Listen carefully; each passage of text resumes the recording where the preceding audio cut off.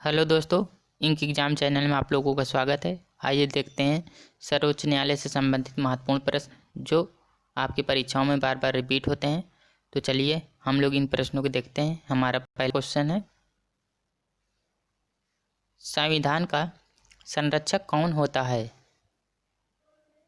तो इस क्वेश्चन का ऑप्शन नंबर 2 सही हो जाएगा। सर्वोच्च न्यायालय संविधान का संरक्षक होता है। नेक्स्ट क्वेश्चन,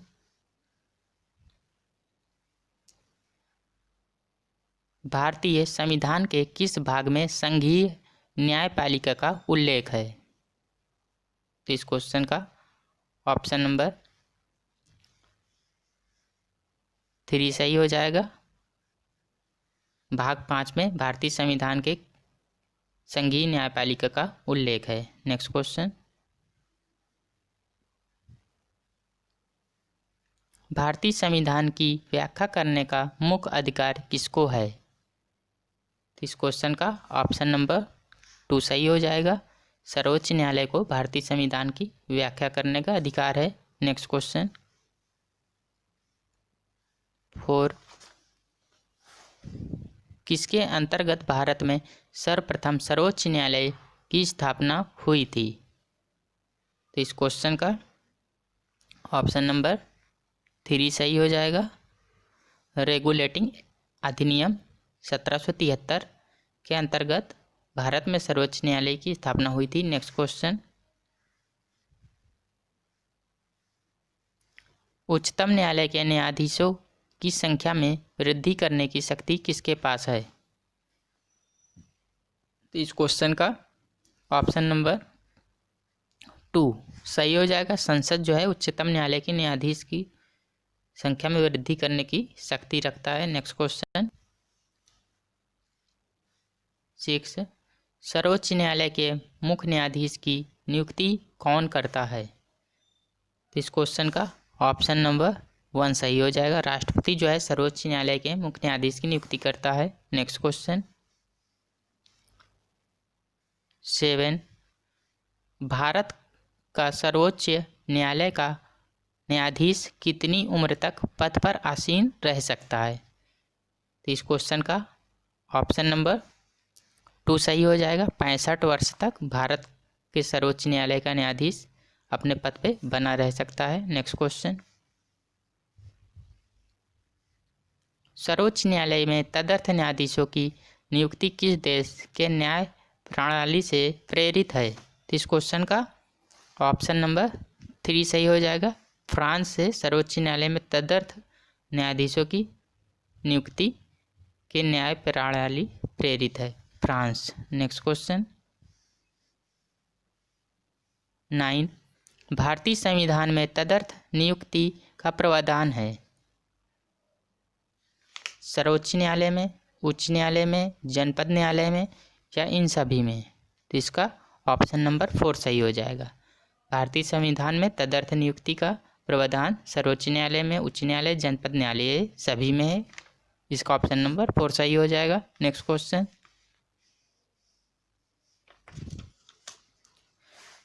सर्वोच्च न्यायालय के न्यायाधीश को उसके पद से किन आधारों पर हटाया जा सकता है? कदाचार, असमर्थता, उपयुक्त दोनों या इनमें से कोई नहीं? तो इस क्वेश्चन का ऑप्शन नंबर 3 सही हो जाएगा। कदाचार, असमर्थता के आधार पर हटाया जा सकता है सर्वोच्च न्यायालय के मुख्य न्यायाधीश को। नेक्स्ट क्वेश्चन, उच्चतम न्यायालय के न्यायाधीशों की सेवानिवृत्ति की आयु है? तो इस क्वेश्चन का ऑप्शन नंबर 2 सही हो जाएगा। 65 वर्ष में है। नेक्स्ट क्वेश्चन,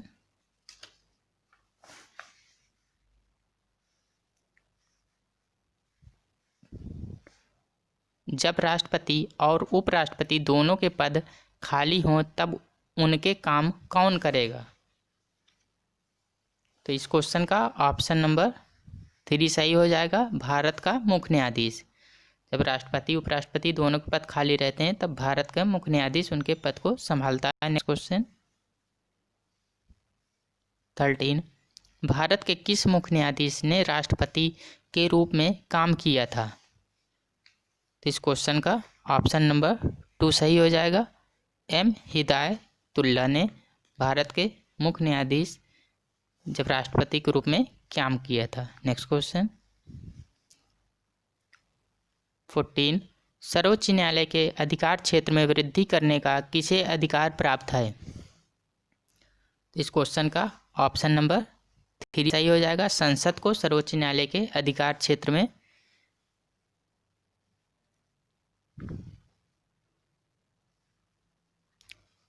सर्वोच्च न्यायालय को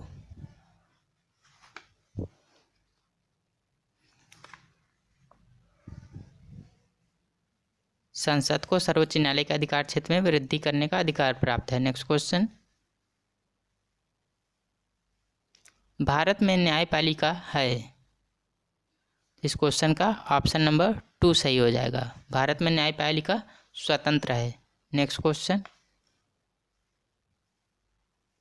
सर्वोच्च न्यायालय के न्यायिक कामकाज के किस भाषा का प्रयोग किया जाता है। हिंदी व अंग्रेजी। तो इस क्वेश्चन का ऑप्शन नंबर 3 सही हो जाएगा। सर्वोच्च न्यायालय के न्यायिक कामकाज की भाषा जो है इंग्लिश में है। नेक्स्ट क्वेश्चन राष्ट्रपति और उपराष्ट्रपति के निर्वाचन विवाद के मामलों को किसको प्रस्तुत किया जाता है। इस क्वेश्चन का ऑप्शन नंबर 2 सही हो जाएगा। भारत का उच्चतम न्यायालय राष्ट्रपति उपराष्ट्रपति के निर्वाचन विवाद के मामलों को भारत का उच्चतम न्यायालय देखता है। नेक्स्ट क्वेश्चन राष्ट्रपति कानूनी मामलों में किससे परामर्श ले सकता है। इस क्वेश्चन का ऑप्शन नंबर 3 सही हो जाएगा। सर्वोच्च न्यायालय राष्ट्रपति कानूनी मामलों में सर्वोच्च न्यायालय से परामर्श ले सकता है। नेक्स्ट क्वेश्चन न्यायिक पुनर्विलोकन का अधिकार किसे है। इस क्वेश्चन का ऑप्शन नंबर 2 सही हो जाएगा। उच्चतम न्यायालय को। नेक्स्ट क्वेश्चन संविधान की व्याख्या करने का अंतिम अधिकार किसे प्राप्त है। इसका ऑप्शन नंबर 3 सही हो जाएगा। सर्वोच्च न्यायालय को संविधान की व्याख्या करने का अंतिम अधिकार प्राप्त है। नेक्स्ट क्वेश्चन 21 उच्चतम न्यायालय की सबसे पहले महिला मुख्य न्यायाधीश कौन थी। इसका ऑप्शन नंबर 2 सही हो जाएगा। फातिमा बीबी उच्चतम न्यायालय की सबसे पहली महिला मुख्य न्यायाधीश थी। नेक्स्ट क्वेश्चन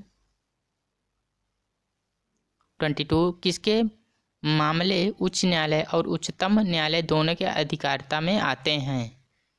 इस क्वेश्चन का ऑप्शन नंबर 3 सही हो जाएगा। मूल अधिकारों का संरक्षण।